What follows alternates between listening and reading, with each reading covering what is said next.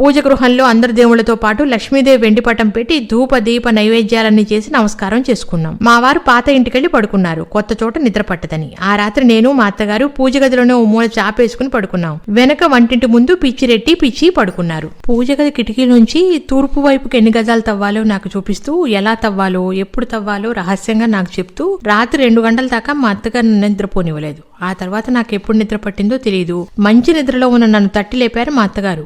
వినిపించిందా అని అడిగారు రహస్యంగా. లేదు అన్నాను అయోమయంగా 4 వైపులా చూచి. ఆ మళ్ళీ నా చెవి దగ్గరకు వచ్చి గజ్జల మోతే లంకె బిందెలు తిరుగుతున్నాయి, అదిగో విను అంటూ ఓ మూలకు చూపించారు. ఏదో గజ్జల శబ్దం వినిపించి ఆగిపోయింది. ఇంటి పక్కనే ప్రహరీ గోడ అవతల రోడ్ల వైపు చాలా గుడిసెలు పెంకుటిళ్లు ఉన్నాయి. ఒకసారి పై డాబా మీదకెళ్లి చూసినప్పుడు ఆ పక్క గుడిసెల్లో ఎవరో గుర్రబండి వాళ్ళు వచ్చినట్టు గుర్తొచ్చింది. మా అత్తగారితో ఆ మాట అనే ధైర్యం లేక ఊరుకున్నాను. మళ్ళీ ఆ గజ్జల చప్పుడు వినిపిస్తుందేమోనని కాసేపు ఎదురు చూశారు మా అత్తగారు. ఏమీ వినిపించలా, కానీ సడన్ గా పెద్ద గురక వినిపించడం మొదలెట్టింది. మా అత్తగారి ముఖం ఒకసారి వికసించింది. మళ్ళీ విను విను అంటూ నా భుజం కుదిపారు. చెవులు రెక్కించి విన్నాను. ఎవరో బ్రహ్మాండమైన గురకాసురుడు ఆ పక్క గుడిసెల్లోనే నిద్రపోతున్నాడని గ్రహించాను. కానీ మా అత్తగారు అది మనిషి గురకంటే నమ్మరు. నోరు మూసుకుని ఊరుకున్నాను. నన్ను తన వెంట రమ్మని సంజ్ఞ చేసి శబ్దం కాకుండా పెరటి వైపు తలుపు తీశారు. ఆ వేళప్పుడు పెరటి వైపు తోటలోకి వెళ్ళటానికి నాకెందుకో భయం వేసి గుండెలు వేగంగా కొట్టుకోవడం మొదలెట్టాయి. విధి లేక మా అత్తగారి వెనకాలే అడుగు వేసుకుంటూ అనుసరించాను. వెనకవైపు పిచ్చిరెడ్డి పిచ్చి మంచి నిద్రలో ఉన్నారు. నిద్దట్లో కూడా పిచ్చి కలవరిస్తోంది. అబ్బా, ఈ పెద్దమ్మ పేనాలు కొరుకుతూ అంటూ దాని ఒంటి మీద వాళ్ళని దోమలు చచ్చేట్టు బాదుకుంటోంది. ఆ చీకట్లో మా అత్తగారు ప్రహరీ గోడ వైపు నడిచి వెళ్తున్నారు అని గ్రహించాను. చుట్టూ మామిడి చెట్లు, కొబ్బరి చెట్లు, కీచురాళ్ల మోత, కప్పల బేకబేకలు, దూరాన్ని నుంచి వినిపిస్తున్న గురక అన్నీ కలిసి మరికాస్త భీతి కలిగించాయి. ప్రహరీ గోడ వైపు వెళ్లే కొద్దీ గురక వినిపించడం తగ్గిపోయింది. ఎక్కడో పిల్లి అరిచే శబ్దం వినిపించింది. అది కూడా మా అత్తగారు శ్రద్ధగా ఆలకించి లంకె బిందెల శబ్దమే అన్నారు. ఉన్నట్లుండి ప్రహరీ గోడ వెనక నుంచి అప్పుడు పుట్టిన బిడ్డ ఏడుపు వినిపించింది. వినవే వినవే అంటూ రహస్యంగా నా చెవులో చెప్పారు. నాకెందుకో భయంతో గొంతెండిపోయింది. ఎవరితో బిడ్డ ఏడుపు అన్నాను. గోడ కవతల వైపు మాలవాళ్ల గుడిసెలున్నాయి అని గుర్తొచ్చి. అయ్యో చాదస్తం, బిడ్డ ఏడపదం కాదే, అదంతా లంకె బిందెలు చేసి అల్లరి. ఇక్కడున్నావు, ఇక్కడ తిరుగుతున్నామని వాడి సంజ్ఞలే అవన్నీ అన్నారు రహస్యంగా నాతో. సరే ఇప్పుడేం చేయాలి మనం అన్నాను. ఏం లేదు, పిచ్చిరెడ్డిని లేపి టేపు తెప్పించి కొలవమని సన్నటి ముగ్గు కర్ర వేయించాలి, లేకపోతే రేపు రాత్రి తవ్వడానికి వీలుండదు అన్నారు. పిచ్చిరెడ్డి ఒక్కడే ఇంత దూరం త్రవ్వగలడా అన్నాను. ఓ భేషుగ్గా తవ్వచ్చు, మన్ను తీసిపోయడానికి నువ్వు నేను పిచ్చి ఉన్నాగా అన్నారు మా అత్తగారు. నా గుండె గతుక్కుమంది. నేను మన్ను తీసిపోయాలట. కాసేపు లంకె బిందెలంటే ఒళ్ళు మండింది. ఆ దొరికేవేవో ఇంట్లోనే ఇంటి పక్కన దొరకకూడదు, అంత దూరం మన్ను తీసిపోయడం మాటలా. పైగా ఆమె కూడా మన్ను తీసిపోస్తుందిట ఈ వయసులో. పోనీ ఏకంగా ఎక్కడ దొరుకుతాయనుకున్నారు, అక్కడే తవ్వించేస్తే సరిపోతుందిగా, పూజగా దగ్గర నుంచి తవ్వడం ఎందుకు, పనిలేని పని అన్నాను లోపల విసుక్కుంటూ. అయ్యో పిచ్చి పిల్ల, ఋషులు తెలియక వ్రాసారనుకున్నావా? లక్ష్మి ఎక్కడుంటుందే, సాధారణంగా పూజ గదిలోనేగా. అక్కడి నుంచి వస్తూ పోతూ ఉండే దోవంతా లెక్క చూసి తవ్వమన్నారే. ఇందాక గజ్జల మోత వినిపించిందా? మళ్ళీ వినిపించలేదు చూసావా? అందుకే లక్ష్మీదేవిని చెంచల అన్నారు అని మా అత్తగారు చెప్తుంటే, చెంచల మాట ఎట్లా ఉన్నా ఆమె చెప్పేదంతా నాకేమిటో అయోమయంగా కనిపించింది. పద పిచ్చిరెడ్డిని లేపి పూజగా దగ్గర నుంచి ముగ్గు కర్ర వేయించాలి, తెల్లారక ముందే అంటూ ఇంటి వైపు నడవడం మొదలు పెట్టారు హడావుడిగా మా అత్తగారు. చీకట్లో ఏదో జరజరా మా వైపు వస్తున్నట్టు అనుమానం కలిగింది. ముందుకు వేయబోతున్న కాలు చటుక్కుని వెనక్కి తీసుకుని, ఓయమ్మ పాములేవు అంటూ ఒక కరుపరిచి ఎగిరి నన్ను వాటేసుకున్నారు మా అత్తగారు. పెద్ద పెద్ద నాగుపాములు 4, సొరపాములు 2, వాటి పిల్లలు 6, కట్లపాములు 2, వాటి పిల్లలు, సకుటుంబ సపరివారంగా 2 ఆట సినిమా చూసి ఇంటికెళ్లే జనంలాగా మా ముందు నుంచి మెల్లిగా వెళ్లి చీకట్లో కలిసిపోయాయి. నా గుండె కాసేపు ఆగి మళ్లీ పనిచేయడం మొదలెట్టింది. అన్ని పాముల్ని ఒకేసారి నేనెన్నడూ చూడలేదు, బహుశా ఎవరూ చూసి ఉండరేమో. హౌరా ఎన్ని పాములు, ఎన్ని రకాల పాములు. నే పుట్టి పుడితిరికి ఇన్ని పాముల్ని చూడలేదు. ఈ లొక్కర తోటలో చాలా పాములున్నాయన్నమాట. ఏమేవ్, రేపు పొద్దుట ముందు పాములు పట్టేవాళ్ళని పిలిపించాలి. తోటలో ఉండే పాములన్నీ పట్టించేసేయాలి. రేపటి నుంచి త్రవ్వే పనంతా లైట్ లేకుండా రాత్రులే చేయాలయ్యా. ఇన్ని పాములు తిరుగుతుంటే ఏం గతి అంట. ఓ అమ్మాయి, ఎంత పెద్ద పాములే అంటూ గుండెలు బాదుకున్నారు. పాములు చూసి హడలెత్తిపోయిన మా అత్తగారు. మన్నాడు పొద్దుటే పాములు పట్టేవాళ్ళు వచ్చారు. పాములు పట్టించాలన్నారే కాని మా అత్తగారు గాని నేను గాని మన్నాడు పాములు పట్టేవాళ్ళు కావాలి అని ఎవరికి చెప్పలేదు. వాళ్ళకెట్లా తెలిసింది? అసలు వాళ్ళనెవరు పంపారు? వాళ్ళని చూస్తుంటే నాకెక్కడ లేని ఆశ్చర్యం కలిగింది. ఎవరు చెప్పారు మీకు మా దొడ్లో పాములున్నాయని అని అడిగాను పాములు పట్టేవాళ్ళను. అయ్యో తల్లి, మాకెవరు చెప్తారు, ఏడ పాములుంటే ఆడికి మా కాళ్ళు ఇడ్చుకొస్తాయి అన్నారు పాములు వాళ్ళు. వెనక నుంచి మా అత్తగారు నా చేతి మీద గోకి పిలుచుకురావడం ఏమిటే, వీళ్ల తలకాయ, వీళ్ళ నా ఋషులే పంపించారు అన్నారు రహస్యంగా నా చెవులో. పాములు పట్టేవాళ్ళు రామనాథపురం జిల్లా వైపు నుంచి వచ్చిన తెలుగు వాళ్ళు. ఆంధ్రప్రదేశంలో కడప వేపంతా పాములు పట్టి మెప్పులు పొందిన సర్టిఫికెట్లు మా అత్తగారికి చూపించారు. ఆ ఎత్తుభారం సర్టిఫికెట్లు నాకెందుకురా, పాములు పట్టేందుకు ఏం తీసుకుంటారో ముందు చెప్పండి అంటూ అసలు బేరంలోకి దిగారు మా అత్తగారు. వాళ్ళు పాము ఒకటికి 5 రూపాయలు కావాలి అన్నారు పట్టినందుకు. మా అత్తగారికి అది ఎక్కువే అనిపించినా రాత్రి తవ్వే పని ముందు పెట్టుకుని పెట్టుకుని అట్టే బేరం చేయడం కూడా మంచిది కాదు అని సరే అన్నారు. పాములు పట్టేవాళ్లు తోటలో 4 మూలకు వెళ్లి పుట్టలు పొదలు ఉండే చోట్ల మోడి పొదటం మొదలు పెట్టారు. వీళ్ల తలకాయ రాత్రులు తప్ప పగలు ఓ పడంగా అవి బయటకు వచ్చి వీళ్లకు దొరుకుతాయా అంటూ మా అత్తగారు వెళ్లి మడిగట్టుకున్నారు. పాములు కూడా నాకు వదిలేసి 4 వైపుల నుండి పెద్ద పెద్ద పాములు 10 పట్టుకొచ్చారు. క్రితం రాత్రి చూసిన పాములు కూడా ఉన్నాయి వాటిల్లో. తోటలో పని వాళ్లంతా పరిగెత్తుకొచ్చారు. బాబోయ్ ఎన్ని పాములు, ఎంత పెద్ద పాములు అనుకుంటూ. ఆ కేకలు విని మా అత్తగారు కూడా వంటింట్లోంచి పరిగెత్తుకొచ్చారు. చూడండి పెద్దమ్మో, తోటలో మీరెన్ని పాములు పెంచుతా ఉండారు అంటూ పట్టుకొచ్చిన 10 పాముల్ని మా అత్తగారి కాళ్ల ముందర వదిలేశాడు. ఓయమ్మ చచ్చానేవంటూ ఒక్క గెంతి గెంతి పక్కనున్న పని వాళ్ల నులక మంచం ఎక్కారు. మడి సంగతి మర్చిపోయింది మా అత్తగారు. ఏం భయం లేదు పెద్దమ్మా, మా కాడ ఎర్లున్నాయిగా అంటూ పడగలు విప్పి ఆడుతున్న పాముల దగ్గరికి ఏవో కొన్ని వేర్లు తీసుకెళ్లి చూపించారు పాముల వాళ్ళు. ఆడే పాములు అలాగే తలలు వంచి భూమికి అంటుకుపోయాయి. హౌరా హౌరా, ఏం చిత్రం! ఒక్కోటి ఆదిశేషులాగా ఉన్న పాము ఆ వేరుకు కట్టుబడింది అంటే ఆశ్చర్యంగా ఉందే. అదేం వేరో, ఒరే అబ్బి ఆ వేరేదో మాకు కావాలి అని మా అత్తగారు అంటుండగానే మరో 5 పాములు పట్టుకొచ్చారు ఇంకోవైపు నుంచి. అవి పెద్ద పెద్ద కట్ల పాములు. అయ్యో అయ్యో, ఇదే అన్యాయమే, ఒక్కోటి కొండ చిలవల్లా ఉన్నాయి, ఇవేం పాములు, ఇదేం కదా, ఇన్ని పాములు నోట్లు పెట్టుకుని ఈ తోటలో మనం ఉండగలిగే వాళ్ళమా అంట. ఈ రోజు బుద్ధి పుట్టినట్లు పట్టించేయడం మంచి పని అయింది. అయినా నా చేదస్తం గాని మనం పట్టించడం ఏమిటి, అన్ని ఆ ఋషులే పట్టిస్తున్నారు అని మా అత్తగారు అంటుంటే ఒక పాముల వాడు పెద్ద నాగు పామును పట్టుకొచ్చాడు. ఓరి నాయనో, ఇదేం పామేవు, కాళింది మద్దనంలా ఉంది, పుట్టి బుద్ధికి ఇంత పెద్ద పాముల్ని, ఇన్న రకాల పాముల్ని నేను చూడలేదే నా తల్లి అంటూ మా అత్తగారు ఆశ్చర్యంతో గుండెలు బాదుకుంటుంటే పాముల వాళ్ళు గిరాకీ చేసుకోవడం మొదలెట్టారు. ఇక పట్టలేం, ఆకలేస్తోంది, వెళ్లిపోతామని. మా అత్తగారు వెలవెలాబోతూ నా వైపు చూశారు. తోటలో ఉండే పాములన్నీ పట్టి వెళ్లాల్సిందే అన్నాను నేను. పాముకు 10 రూపాయలు ఇస్తే పడతామన్నారు వాళ్ళు. విధిలేక సరే అన్నారు మా అత్తగారు. మళ్లీ 10 రూపాయలు పట్టుకొచ్చారు. ఏమేవో చూసావా దొంగ వెధవులు, పాముకు 10 రూపాయలు అన్న తర్వాత మళ్లీ ఎన్ని పట్టుకొచ్చారు అన్నారు మా అత్తగారు నా చెవులో. ఇంకా ఉన్నాయేమో చూడమన్నాం. ఇంకా లేవని బట్టలు కట్టేశారు. మీకెట్టా తెలుసా ఇక లేవని అని అడిగారు మా అత్తగారు. తెలుసు పెద్దమ్మా, ఉండేవి పట్టేశామన్నారు ఒకళ్ళనొకళ్ళని చూసుకుని నవ్వుకుంటూ. అప్పటికే 2 గంటలైంది, ఎవరూ భోంచేయలేదు.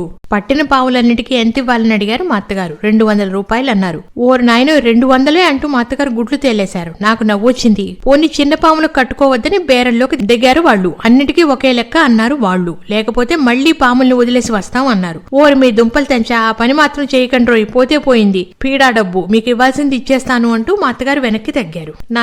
నా చెవి దగ్గరకు వచ్చి, చూసావుటే వదిలేస్తారట వెధవులు, అంతా వేషాలు కాదు, ఈ పాములు తీసుకెళ్లి అమ్ముకుంటే కొన్ని 100 సంపాదిస్తారు, విషం అమ్ముకుని వాటి తోళ్లు అమ్ముకుని ఎంతైనా లాభం ఉంది వాళ్లకు, పైగా బోకాయిస్తున్నారు వెధవులంటూ ఏం చేయలేని స్థితిలో పాముల వాళ్ళని తిట్టిపోశారు మా అత్తగారు. పెద్దమ్మో డబ్బు ఎండిపోతాం, ఆకలేస్తా ఉంది అంటూ పాముల వాళ్ళు తొందర చేయడం మొదలెట్టారు. అంత డబ్బు వాళ్ళ చేతిలో పోయడం ఇష్టం లేక మా అత్తగారికి ఎక్కడ లేని ఆరాటం పట్టుకుంది. మళ్లీ నా చెవి దగ్గరకు వచ్చి, అది కాదే తెలియగడుగుతాయి, ఈ పాములు మనం ఇక్కడే ఎందుకు చంపించకూడదు, రేపు ఈ పాములే తీసుకొచ్చి మనకి తెలియకుండా తోటలో వదిలేసి మళ్లీ పాముల్ని పట్టుకుంటా ఉంటూ వచ్చి ఇంత డబ్బు కావాలంటే ఏం చేయడం అన్నారు. ఎందుకో ఒక విధంగా ఆమె అన్నది నిజమే అనిపించింది. అవును, అట్లాగూ చేయవచ్చు, వాళ్ళ ఉద్యోగమే అది కదా అన్నాను. వెంటనే మా అత్తగారు, ఒరే అబ్బి ఆ పాముల్ని ఇక్కడే చంపి దహనం చేసి పాలు పోయాలి, లేకపోతే మంచిది కాదు, ఆ పాములన్నింటినీ మా కళ్ళెదుటే చంపండి అన్నారు. పాముల వాళ్ళు ఒకళ్ళ మొహాలు ఒకళ్ళు చూసుకున్నారు. అమ్మో అమ్మో చంపడమే, వాటిని పంపితే మేం సచ్చామే, మా నోటికాడ కూడే అది, మాకు శాపం తగులుద్ది, మేం సంపం, పట్టిన పాముల్ని సంపకుండా తీసుకెళ్తేనే మళ్లీ మాకు పాములు దొరుకుతాయి, మేం సంపం, కావాలంటే మళ్లీ వాటిని ఇటిని ఆడ వదిలేస్తామంటూ బుట్టలు బయటకు తీశారు. మా అత్తగారి పై ప్రాణాలు పైనే పోయాయి.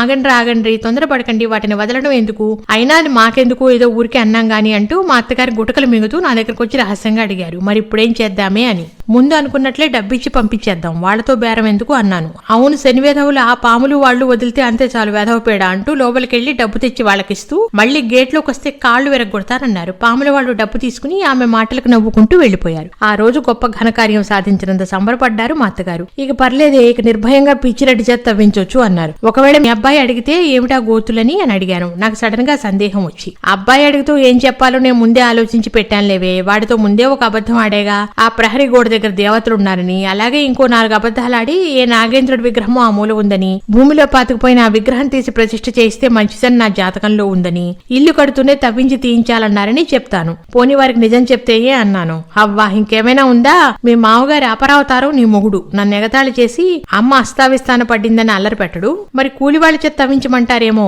అన్నాను. వారికి తెలిస్తే ఏమేమి అడుగుతారో ఊహించుకుంటూ, అదెట్టా తవ్విస్తాం, అడ్డమైన పరిమెతలు తవ్వితే కళ్ళు బోవు, మడిగా తవ్వాలి, అందులోనూ అర్ధ అర్ధరాత్రి పూటే తవ్వాలని నా జాతకంలో రాసి ఉందంటాను. ఇన్ని షరతులు ఉన్నాయని చెప్తే వాడికే చికాకు పుట్టి నీ ఇష్టం పో అమ్మా అంటాడు అని మా అత్తగారు నవ్వారు. నేను గుడ్లప్ప చెప్పి నాగేంద్ర శిల ఈవిడ బుర్రలోకి ఎప్పుడు ప్రవేశించిందా అని ఆశ్చర్యపోయాను. ఆ రోజు సాయంకాలమే మా వారు అర్జెంటుగా కలకత్తా వెళ్లాల్సి వచ్చింది. వారం రోజుల దాకా రానన్నారు. మా అత్తగారు సంతోషపడిపోతూ నా చెవిలో చెప్పారు, అబ్బాయి ఇది అది అడుగుతాడంటివే చూడు, ఋషులే ముందే ఇవన్నీ ఆలోచించి ఉంచారే. అబ్బాయి ఈ సమయంలో ఊర్లో లేకుండా బయట ఊరు వెళ్ళడం రావడం మంచిది కదూ. అంతేనే, మన చేతుల్లో ఏమీ లేదు. మహాత్ములు వాళ్ళు రాశారంటే మన మాటలా అన్నారు మా అత్తగారు తన నాడీ జాతకం రాసిన మహారుషుల్ని మనసులోనే అభినందించుకుంటూ. సాయంకాలం ప్లేనుకు మా వారు అటు వెళ్తూనే ముందు మేమున్న ఇంటి పక్కింటి వాళ్ళు మా కొత్త ఇల్లు చూడటానికి వచ్చారు. వాళ్ళకి తెలిసిన వాళ్ళెవళ్ళో ఉంటే వాళ్ళతో సహా గృహప్రవేశానికి మమ్మల్ని పిలవకుండా పప్పన్నం పెట్టకుండా చప్పుడు కాకుండా వచ్చేస్తే ఊరుకుంటామా, వచ్చేసాం రాత్రి భోజనాలకంటూ లోపలికి వచ్చారు. మా అత్తగారు ఒక్క క్షణం వెలవెలపోయారు. వాళ్ళ మాటలకు మళ్ళీ వాళ్ళు నవ్వుతూ అన్నారని గ్రహించి చేపలు వేసి కూర్చోబెట్టి కాఫీ తయారు చేయమన్నారు వంటవాడితో. ఇప్పుడేం కాఫీలంటే 6 గంటలు దాటుతుంటే అన్నారు వాళ్ళు.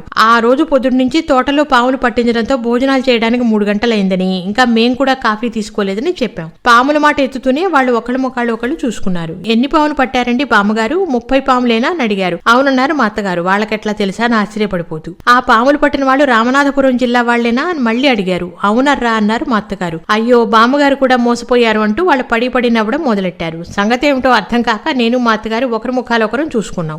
ఏమిటర్రా నేను మోసపోవడం ఏమిటి? పాములు నేను కళ్ళారా చూస్తేను. అదే వాళ్ళ పాముల్ని వాళ్లే పట్టుకెళ్లారు. అదే మీరు కళ్ళారా చూశారు అంటూ మళ్లీ నవ్వడం మొదలుపెట్టారు. వాళ్ళ పాముల్ని వాళ్ళు పట్టుకెళ్లడం ఏమిటి? మా తోటలో గాలించి మూల నుండి పట్టుకొస్తేను అన్నారు మా అత్తగారు. ఇక బామ్మగారికి మనం చెప్పి లాభం లేదు, పేపర్ తెప్పించి చదివి వినిపించాల్సిందే అన్నారు ఒక ఆవిడ. పేపర్ ఏమిటర్రా నాకేం బోధపట్టలేదు, మీరు అనేదేమిటో అన్నారు మా అత్తగారు. ఒక ఆవిడ మొదలెట్టింది, అది కాదు బామ్మగారు, ఆ పాములు పట్టేవాళ్ళు ఒట్టి దొంగ వెధవలట. వాళ్ళు పట్టే ఆ 30 పాములు వాళ్ళ దగ్గరవే. ఎక్కడన్నా తోట దొడ్డి ఉంటే చోటు చూసి ముందు రోజు తీసుకొచ్చి ఎవరు చూడకుండా పాముల్ని వదిలేస్తారట. మన్నాడు ఏమీ ఎరగనట్లు పాములు పడతామని వస్తారట. సరే తోటన తర్వాత ఒక పామన్నా ఉండకపోతుందా అని పట్టమంటాం. మనం పట్టమరకపోయినా వాళ్లే వచ్చి మోడీ ఊతారట. అంతకుముందు 3 రోజులు ఆ పాములకు ఆహారం ఏది పెట్టకుండా మాడుస్తారట. పెంపుడు పాములే గనక వాళ్ళు మోడీ ఊదగానే ఆహారం పెడతారని ఆస్తూ అలవాటు ప్రకారం అన్ని పొలవమంటూ వాళ్ళ దగ్గరికి వచ్చేస్తాయట. అట్లా వాళ్ళు ఆ పాములకు ప్రాక్టీస్ ఇచ్చి పెట్టారట. ఇక మనం అది చూసి ఆశ్చర్యపడిపోతూ ఇంకా ఉన్నాయేమో చూసి పట్టమంటాం. వాళ్ళు వదిలిన 30 పాముల్ని పట్టుకుని మన దగ్గర డబ్బు తీసుకెళ్తారు అని ఆవిడ చెప్తుంటే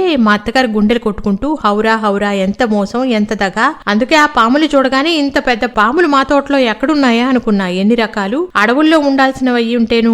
అవునట, అవి మామూలుగా తోటలలో దొడ్లల్లో ఉండే పాములు కావు, కొన్ని మలబారు వైపువి ఇంకా ఏవో దేశాలవని చెప్పారు. అట్లా రకరకాల పాములు సంపాదించి వాళ్ళు వాటి కూరలు పీకేసి ఇట్లా మనల్ని భయపెట్టి నాటకం ఆడుతున్నారు. ఇదిగో నిన్న వీళ్ళ తోటలో కూడా ఆ 30 పాముల్ని పట్టుకుని 130 రూపాయలు తీసుకున్నారు అంటూ ఆవిడతో వచ్చిన వాళ్ళని చూపించింది. మా అత్తగారికి పాములు వాళ్ళని మింగేద్దామన్నంత కోపం వచ్చింది. అసలు ఆ దొంగ వెధవల్ని పోలీసులకు ఎందుకు పట్టించకూడదు మనం అన్నారు. ఋషులు పంపిన వాళ్ళు అందామనుకుని బయట వాళ్ళు ఉన్నారని నోరు మూసుకున్నా. పోలీసులు ప్రస్తుతం వాళ్ళని వెతుకుతున్నారు బామ్మగారు. ఇట్లాగే చాలా చోట్ల చేశారని పోలీసులకు తెలిసింది. మన ఎవరో పేపర్లో కూడా రాశారు ఈ విషయం. అట్లా చెప్పు, దొంగ వెధవలు దొరికితే చచ్చేట్టు తన్నాలే. ఎంత అన్యాయం, 200 రూపాయలు ఎవరు తిన్నట్టు? పాముల వాళ్లే అంటూ మళ్లీ వాళ్ళు పడి నవ్వారు. ఆ రాత్రి సుమారు 12 గంటల ప్రాంతాల్లో మా అత్తగారు నేను పెరటి వైపుకి వెళ్ళాం. పిచ్చిరెడ్డి మేలుకునే ఉన్నాడు. పిచ్చి మామూలుగా మంచి నిద్రలో ఉంది. దాన్ని లేపరా అన్నారు మా అత్తగారు పళ్ళు పటపట కొరుకుతూ రహస్యంగా. పిచ్చిరెడ్డి తలగోక్కుంటూ అదెందుకులే పెద్దమ్మా, నేను చూసుకుంటా ఆ పనంతా అంటూ నసిగాడు. ఊరి నాప సన్నాసి, దాన్ని నువ్వే చెడగొడుతున్నావురా, ముందు దాన్ని లేపుతావా, దాన్ని ఎత్తిన చన్నీడిపోయినా అంటూ మా అత్తగారు చెంబు తీసుకున్నారు. నీ కాల్మోక్తా పెద్దమ్మా, దాన్ని లేబ్బాక అంటూ వాడు మా అత్తగారిని బతిమలాడుకున్నాడు. నేను మా అత్తగారితో చెప్పాను రహస్యంగా, అది కేకలేసి ఏడ్చి అఘాయిత్యం చేస్తే పక్క ఇంట్లో వాళ్ళు కూడా లేస్తారు, అసలు గుట్టు బయటపడుతుందని. అవునేవు అఘాయి చెప్పి నువ్వు అంత పని చేస్తుంది అంటూ చెంబక్కడ పారేసి, సరే ఆ గడ్డపార తీసుకో అన్నారు పిచ్చిరెడ్డిని. అంతా సిద్ధంగా ఉంచిన ఏడ్నుంచి తవ్వాలి అన్నాడు. పూజ రూము దగ్గర నుంచి తెల్లటి ముగ్గు కర్ర కనిపించే లైన్లో 2 అడుగుల వెడల్పు 2 అడుగుల లోతు తవ్వుకుంటూ వెళ్లాలి. 20 గజాలు తూర్పు వైపు అన్నారు. సరేనమ్మా అంటూ తలగూడ చుట్టుకుని తవ్వడం మొదలెట్టాడు. తవ్విన మట్టి నేను మా అత్తగారు చిన్న తట్టలతో బయటికి తీసిపోయడం మొదలెట్టాం. కాసేపటికి మా అత్తగారికి చెమటలు పట్టి ఆయాసపట్టం మొదలెట్టారు. ఆమెను వెళ్లి తులసికోట అరుగు మీద కూర్చోమని నేను ఒక్కతనే మన్ను తీసిపోయడం మొదలెట్టాను. దాదాపు 10 గజాల దూరం తవ్వకెళ్లేసరికి రాత్రి 2 గంటలైంది. మట్టి తీసిపోసి ఒళ్ళలిసి చల్లగాలికి హాయిగా ఆ మట్టి మీదే పడి నిద్రపోదాం అనిపించింది. మా అత్తగారు తులసికోట అరుగు మీద ఎప్పుడు నడుము వాల్చారు, మంచి నిద్రలో ఉన్నారు. చూస్తే పిచ్చిరెడ్డి మధ్య పంపు దగ్గరికి వెళ్లి నీళ్లు తాగి వస్తూ తవ్వుకుంటూ పోతున్నాడు. నేను మట్టి తీసిపోయడం చూసి వాడు బాధపడుతూ, ఏందమ్మా మీకు కష్టం, ఎందుకమ్మా ఇంత రాత్రులు తవ్వమంటారు పెద్దమ్మ గారు అని అడిగాడు. దేవుడు బొమ్మలు దొరుకుతాయట, అవి రాత్రిపూటే తవ్వి తీయాలట అన్నాను. మా అత్తగారు నేర్పించిన పాఠం ఒప్పగించినట్లు. ఇంకా వాడు మాట్లాడలేదు. తెల్లవారుజాము 4 గంటలకు 20 గజాలు త్రవ్వేశాడు. తూర్పు వైపుకు, ఇక దక్షిణానికి తిరగాలి. వెళ్లి మా అత్తగారిని లేపాను. ఆమె తుళ్లిపడి లేచి నన్ను చూసి, అంత అంతవరకు నేనేం చేస్తున్నాను గుర్తొచ్చి నా ఒళ్ళంతా పట్టి అయ్యో నా నిద్ర పాడుగాను, నేను నిద్రపోయానటే ఇంతసేపు ఒక్కతెవ్వు ఆ మన్ను తీసి పోస్తున్నామన్నమాట. నా బుద్ధి బుగ్గి కాను, ఏం పని చేశాను, నేనెంత కష్టపడ్డాను అని నొచ్చుకుంటూ అంతవరకు తవ్విన చోటంతా వెళ్లి చూశారు. ఇక రేపు మిగతా తవ్వేస్తే పని అయిపోతుందంటూ సంతోషపడిపోయారు. ఇక నువ్వు వెళ్లి పడుకో అమ్మా కాసేపు అంటూ పిచ్చిరెడ్డిని చూసి, ఒరేయ్ రేపటితో ఈ పని అయిపోవాలా, రేపైనా నువ్వు పిచ్చిని లేపి తీసుకురాకపోతే నేను ఊరుకోను. బిడ్డ ఒంటరిగా ఎంత కష్టపడ్డది, అలవాటు లేని మట్టి పని దాన్నెత్తికెత్తి నేను గాడిదలాగా నిద్రపోయారు. చీచి ఎందుకు కట్టుకున్నావురా కొరకరాని కుయ్యను అంటూ పొద్దుటే వాడికి పిచ్చికి అక్షింతలు వేశారు. ఏమైనా విగ్రహాలు కనిపించాయా అన్నారు పిచ్చిరెడ్డి వినేట్టు. వాడు చూడకుండా నాకు సౌంజ్ఞ చేస్తూ. లేదు అన్నాను. ఆమె అడిగింది అర్థమైనట్టు. అప్పటికే ఆమెకు సందేహం తీరక నా చెవు దగ్గరకు వచ్చి అడిగారు, పిచ్చిరెడ్డి ఏమైనా అడిగాడా అని. అడిగాడు. అర్ధరాత్రి పూటే తవ్వి తీయాలి ఆ దేవుడు బొమ్మలని చెప్పాను. హారి దొంగ వెధవా, అసలు వీడికి ఎందుకు ఈ ఆరాలన్నీ, నోరు మూసుకుని పని చేసుకుపోవాలి గాని పెళ్ళాన్ని లేపి పని చేయించే దమ్ములు లేవు సానిముచ్చు వెధవు. ఈ వివరాలు ఎందుకో, తెలంగాణ వాళ్లే అంతేనే అన్నారు. మా అత్తగారు అనుకున్న ప్రకారం మనాడు రాత్రి త్వరగానే త్రవ్వడం ఆరంభించి ప్రహరీ గోడ దగ్గరికి చేరుకున్నాం. మా అత్తగారు నిద్ర మేలుకోవడానికి విశ్వ ప్రయత్నం చేశారు. కాస్త అట్లా నడుము వాలుస్తానే అంటూ వెళ్లి తులసికోట అరుగు మీద వాలారు. అంతే. మామిడి చెట్టు దగ్గర నుంచి ప్రహరీ గోడ వరకు ఋషులు చెప్పిన లెక్క 2 అడుగుల లోతు 2 అడుగుల వెడల్పు అయితే నేను ఎందుకైనా మంచిదని 5 అడుగుల వెడల్పు 3 అడుగుల లోతు తవ్వమన్నాను పిచ్చిరెడ్డిని. ప్రహరీ గోడ వరకు తవ్వుకుంటూ వెళ్ళాక గోడ దగ్గర గడ్డపారకేదో కంగుమంటూ తగిలింది అని పిచ్చిరెడ్డి ఆగాడు. సంభ్రమాశ్చర్యాలు పనివేసుకున్నాయి నన్ను. ఋషులు ఎంత కరెక్ట్ గా చెప్పారు. మా అత్తగారు నిద్ర లేపడానికి పరిగెత్తాను తులసికోట దగ్గరికి. ఆమెను తట్టి లేపాను. లేస్తూనే